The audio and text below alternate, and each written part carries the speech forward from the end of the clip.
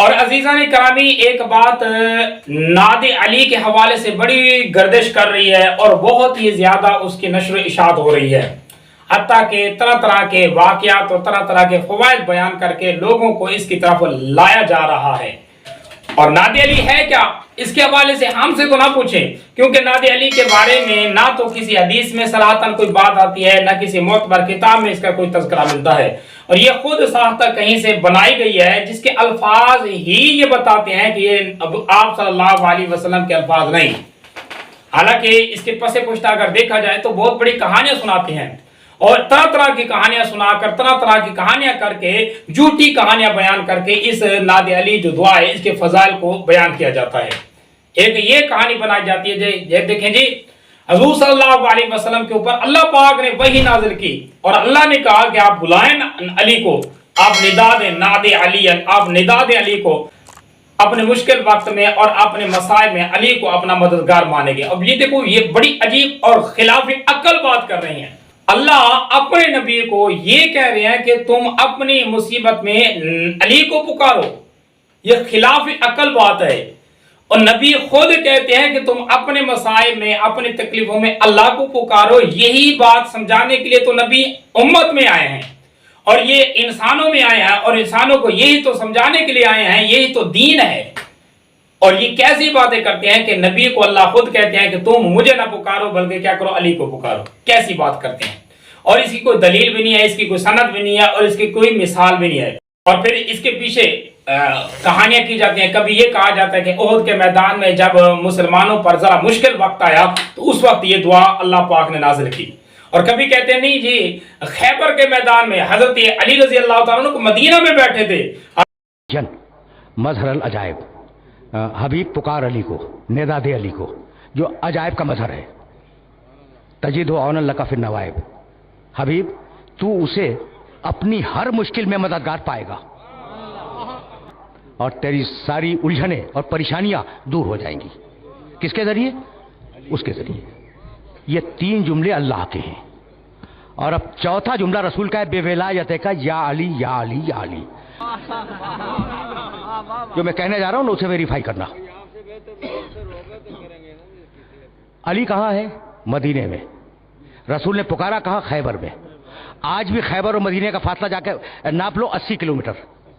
یہ فتح کیا، یہ خود ساختہ بیان، اور یہ خود ساختہ بیان ہے، خود ساختہ بنایا گیا۔ حالانکہ حدیثوں میں صراحتاً یہ بات آتی ہے کہ حضرت علی رضی اللہ تعالیٰ عنہ اس جہاد میں حضور صلی اللہ علیہ وسلم کے ساتھ تھے۔ پتہ نہیں یہ لوگ کیسی باتیں کر جاتے ہیں۔ اور پھر اس کے الفاظ ہی دیکھے جائیں، اس دعا کو اگر اٹھا کے دیکھیں نا تو اس کے الفاظ ہی ایسے ہیں جو یہ بات سمجھاتے ہیں کہ یہ اللہ کا کلام نہیں ہے، نبی کا بھی کلام نہیں ہے، خود ان عام سے بندے کا کلام ہے جس نے اس کو گھڑ کر بنایا ہے کہ اے نبی آپ پکاریں علی کو اپنے مصائب میں، اپنے غموں میں ہر وقت اپنے ساتھ پائیں گے۔ یہ ایسا کلام ہے جو نہیں ہو سکتا اللہ پاک کا۔ حالانکہ اس کے مقابلے میں اللہ تبارک و تعالیٰ کے اگر کلام کو دیکھیں، ایاک نعبد و ایاک نستعین، مکمل اللہ پاک نے عقیدہ دیا ہے، یہ تو عقیدے میں خلل آتی ہے۔ وَإِذَا سَأَلَكَ عِبَادِي عَنِّي فَإِنِّي قَرِيبٌ، اللہ پاک نے خود کہا ہے جب آپ کے اوپر کوئی مصیبت ہے تو آپ اللہ کو آواز دیں، اللہ سے مانگیں، اپنا مسئلہ اللہ کے سامنے رکھیں، اللہ کو اپنے قریب پائیں گے۔ یہ وہ آیتیں ہیں جو صراحتاً قرآن مجید میں آتی ہیں، یہ صراحتاً آیتیں اس کلام کے یعنی اس نعت علی کے مخالف ہیں۔ اور پھر کیسا عقیدہ دیا جاتا ہے کہ یہ جی نبی نے علی کو پکارا، حالانکہ نبی خود یہ تعلیم دیتے ہیں، اور حضرت علی رضی اللہ تعالیٰ عنہ نے پوری زندگی یہی تعلیم دی۔ اور ادھر میدان کربلا میں دیکھیں خود حضرت امام حسین کا پیغام کیا تھا، کس وقت حضرت امام حسین نے علی رضی اللہ تعالیٰ عنہ کو پکارا اور یہ نعت علی پڑھی۔ آپ ذرا دیکھیں، تاریخی کتابیں اٹھائیں تو یہ سارے کے سارے واقعات اس بات پر شاہد ہیں کہ بعد میں کسی دور میں یہ بنائی گئی ہے جو کافی بعد کی بنی ہوئی ہے، اور یہ خود حضرت علی یا حضرت صحابہ یا تابعین یا حضرت اہل بیت کے کسی دور میں یہ بھی دعا نہیں تھی۔ اور پھر ہم جب کہتے ہیں نا کہ یہ جی حدیث میں نہیں ہے، یہ کسی طرح ثابت نہیں ہے، تو آپ اس کو کیوں پڑھتے ہیں؟ تو پھر جواب کیا دیتے ہیں؟ نعت علی معتبر ہے یا نہیں، اس کا ذکر کسی بھی کتاب میں کیوں نہیں ہے؟ کیا خیال ہے؟ نعت علی اگر معتبر سند کے ساتھ نہ بھی ہو تو بھی جائز ہے، کسی کتاب میں ہو تو بھی جائز ہے، کسی کتاب میں نہ ہو تو بھی جائز ہے۔ किसी किताब में हो तो भी जायज है, किसी किताब में न हो तो भी जायज है। किसी किताब में हो तो भी जायज है, किसी किताब में न हो तो भी जायज है।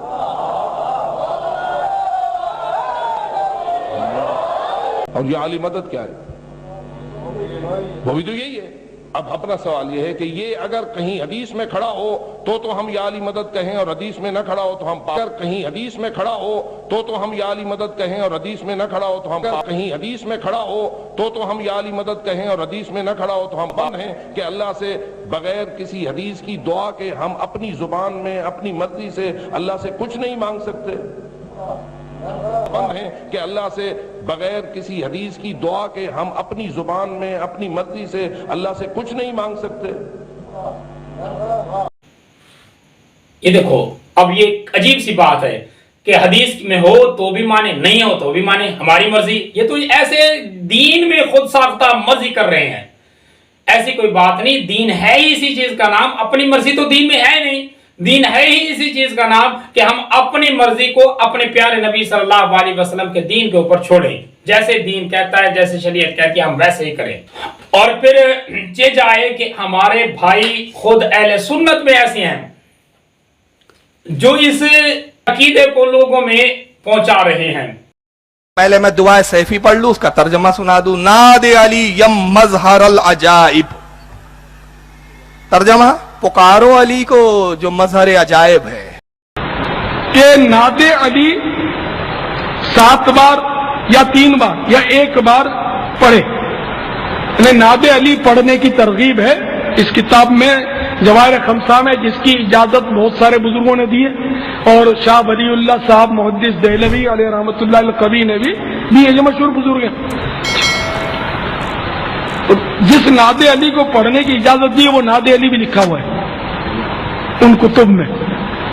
यानी हजरत अली को पुकारो जो अजाइब के मजहर हैं, इन्हें तमाम मुसीबतों में अपना मददगार पाएगा, हर रंजो गम दूर हो जाएगा आपकी विलायत से। ऐ अली, ऐ अली, ऐ अली। नादे अली मज़हर अल अजाइब तजिदु औन लक फिन नवाइब कुल्लु हम्मिन व गम्मिन सयंजली बिनबुव्वतिक या मोहम्मद व बिविलायतिक या अल्लाह भी लगाए। चूंकि जो सनद में वो लफ्ज नहीं है, मैंने इसलिए वो नहीं पढ़ा है।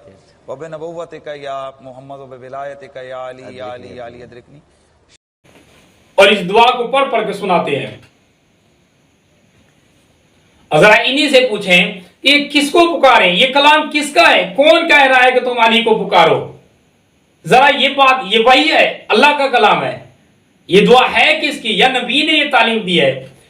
अल्लाह के बंदे जरा गौर तो करें कि किसने कहा है कि तुम अली को पुकारो। अल्लाह कहता है, हजरत अली रज़ी अल्लाह तआला कहते हैं, नबी सल्लल्लाहु अलैहि वसल्लम कहते हैं। ये कलाम है किसका? या मोहम्मद व बिविलायतिक या अल्लाह भी लगाए। चूंकि जो सनद में वो लफ्ज नहीं है, मैंने इसलिए वो नहीं पढ़ा है। और ये कौन सी हदीस है, जरा इसकी सनद तो बयान करें। ये हदीस में आई है, रिवायत इसकी मिलती है। अब ये देखो, रिवायत इसकी यहां तक मोतबर है, यहां तक साबित है। कौन सी हदीस है, किस हदीस में साबित है?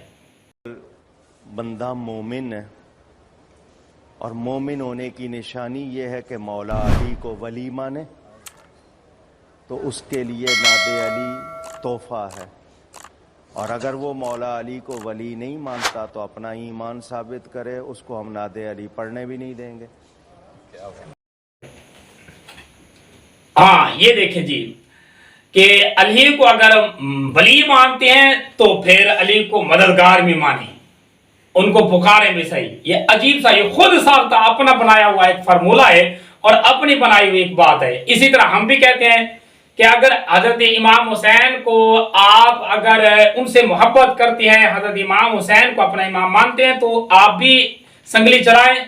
आप भी मुहर्रम के दिनों में हजरत इमाम हुसैन की शहादत के अयाम में आप भी क्या करें, ताज़िया निकालें। अगर नहीं मोहब्बत तो फिर नहीं निकालेंगे, फिर हम आपको नहीं कहते। हजरत अली रज़ी अल्लाह तआला और हजरत ईसा अलैहिस्सलाम से अगर मोहब्बत है तो हजरत ईसा को खुदा का बेटा माने, अगर नहीं है मोहब्बत तो फिर ना माने। ये खुद साख्ता है, बनाया हुआ असूल है। हजरत अली रज़ी अल्लाह तआला को हम वली मानते हैं, अपना मुर्शिद मानते हैं, अपना पीर मानते हैं। ہم حضرت علی رضی اللہ تعالیٰ کی ولایت کے قائل ہیں، لیکن یہ تو نہیں ہے کہ حضرت علی رضی اللہ تعالیٰ کی ولایت کے قائل ہونے کے بعد خود ساخت اپنے عقائد بنا کے حضرت علی رضی اللہ تعالیٰ پر تھوپ دیں. ایسی بات نہیں ہے.